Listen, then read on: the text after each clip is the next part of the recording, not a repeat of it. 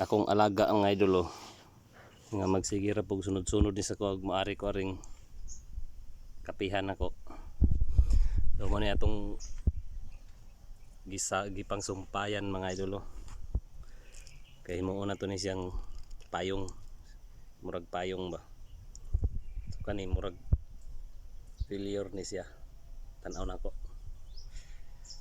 Pero ato sana siyang tabunan balik. Then kaning isa muna itong gihimo nga interest mga idol. Tanaw na to. Oh, diba? Buhi na siya.